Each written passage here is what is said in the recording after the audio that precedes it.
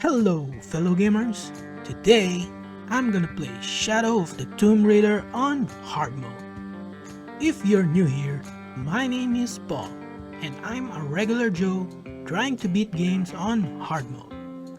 If you're an average gamer like me and had been wondering if you can finish a game on the hardest mode, stick around because by the end of this video, you would see how I fared playing this game on the most difficult setting.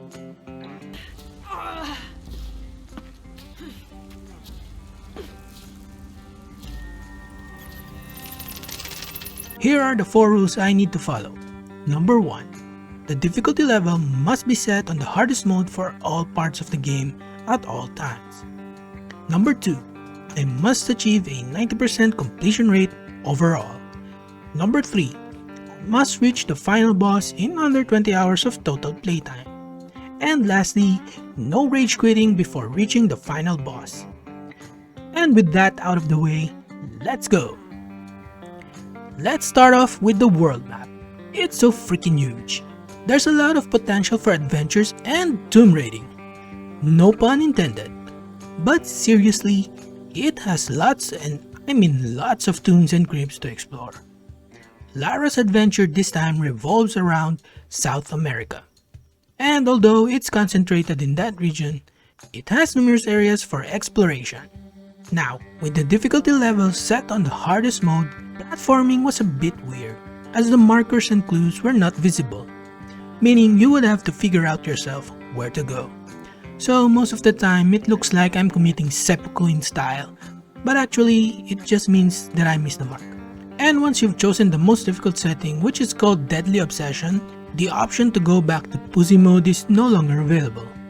The developers decided to retain the concept of monuments and murals as a way to level up Lara's language skills.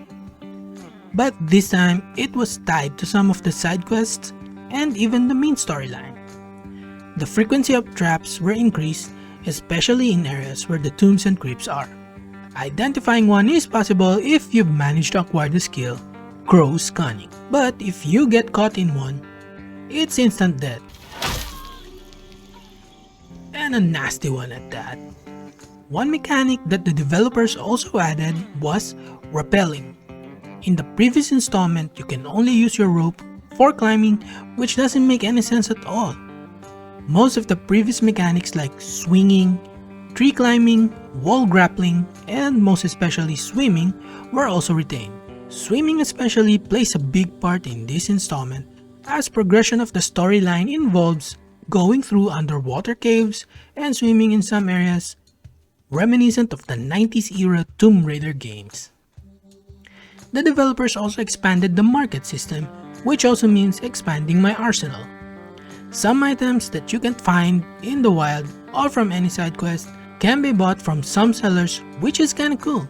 The crafting system was expanded not only to bombs but also potions, which can enhance Lara's endurance and ability to sense raw materials and resources that can be used for upgrading and, you've guessed it, crafting. The weaponry in this installment has also been expanded, which makes Lara even more of a badass. Unfortunately, dual pistol Lara Croft is still nowhere to be seen, which still boggles my mind. I mean, it's Lara's iconic look. What the hell, Crystal Dynamics? Anyway, moving on. Like in the previous installment, the weapon selection has been expanded immensely, and an even more expanded upgrades were available for each weapon, like 6 upgrades for each at the very least. As expected, the combat for this one was very challenging, especially if you're going through the stealth route. Wall hugging and being able to hide in the bushes was added as a mechanic, and this improved the stealth aspect of the game significantly.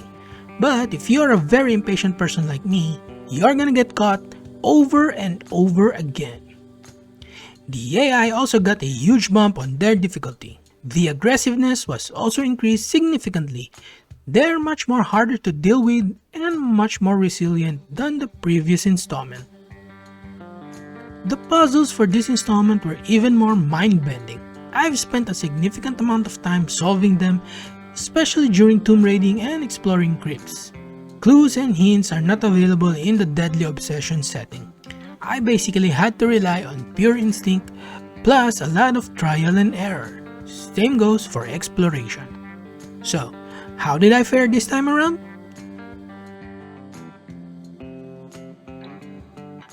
General gameplay in the most difficult setting is seriously very challenging. The enemies were tougher, harder to kill, and much more aggressive than the previous installment. If I had $1 for every time I died, I would be a millionaire now. I mean really, I died a lot. Puzzle solving for this one was very difficult and also time consuming. I've spent a lot of time figuring out how to solve puzzles in this installment. If you're an impatient person, it's inevitable that you would break your controller in frustration. As this installment was vast and very deep, especially for exploration, I was only able to achieve 89%. It was really close, but no cigar. If I were to grind this game, it would have taken me even longer to complete it, so I settled for an almost 90% completion rate. Shadow of the Tomb Raider is the most expansive out of all 3 installments.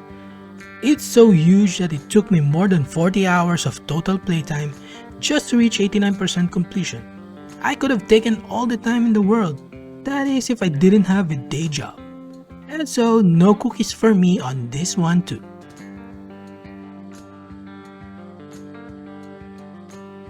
The final boss on this one was even more harder than the previous installment. It took me a lot of time and ammo to finish off this baddie.